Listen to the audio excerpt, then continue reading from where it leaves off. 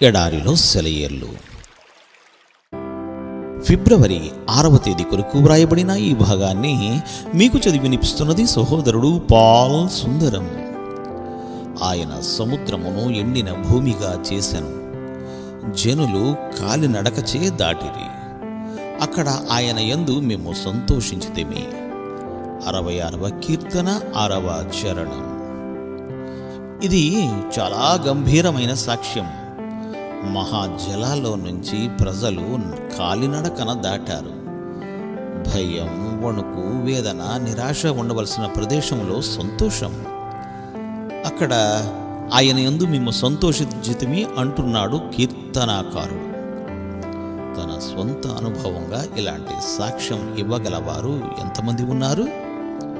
అక్కడ బాధ, గుబులు గూడు కట్టుకుని ఉన్న సమయాల్లో అంతకు ముందెన్నడూ లేని రీతిని వారు విజయాన్ని, ఉత్సాహాన్ని చవి చూశారు. నిబంధన మూలంగా వారి దేవుడు వారికెంత చేరువుగా వచ్చాడు. ఆయన వాగ్దానాలు ఎంత దగదగా మెరిశాయి. మనం సుఖ సంపదలతో తులదొక్కుతూ ఉన్నప్పుడు ఈ దగదగలు మనకు కనిపించవు. మధ్యాహ్నం సూర్యబింబం యొక్క ప్రకాశం నక్షత్రాలను కనిపించకుండా చేస్తుంది. కానీ మన జీవితాలలో చీకటి మూగినప్పుడు, దుఃఖాంధకారం మూసినప్పుడు తారలు గుంపులు గుంపులుగా బయటకు వస్తాయి. ఆశాభావం, ఓదార్పులనే బైబిలు నక్షత్ర సమూహాలు తడతడలాడుతాయి. యెబోకు రేవు దగ్గర యాకోబులాగా మన ఇహలోక సూర్యబింబం అస్తమించాకే దివ్యదూత బయలుదేరతాడు. ఆయనతో మనం పోరాడి గెలవాలి. రాత్రివేళ సాయంకాలమైనప్పుడు అహరోను సన్నిధి గుడారంలో దీపాలు వెలిగిస్తాడు. బాధల నడి రాత్రిలోనే విశ్వాసి మదిలో దేదీప్యమానమైన దివ్యలు వెలుగుతాయి. యోహాను ప్రవాసములోనే, తన ఒంటరితనములోనే తన విమోచకుని దర్శనం పొందాడు.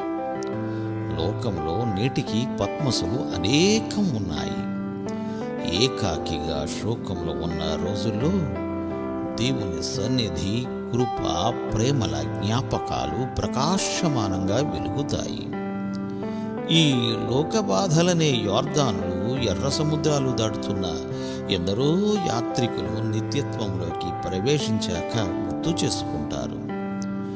దేవుని ఎనలేని అనుగ్రహాన్ని తలంచుకొని అక్కడ గొప్ప జలాల్లో మేము కాలినడకన వెళ్ళాం అంటారు. ఆ చీకటి అనుభవాల్లో నలువైపులా ఎగసిపడే అలలతో, అగాధాల్లో, వరద యోర్దాను బీభత్సంలో అక్కడ ఆయన యందు మేము సంతోషించితిమి అంటూ సాక్ష్యమిస్తారు.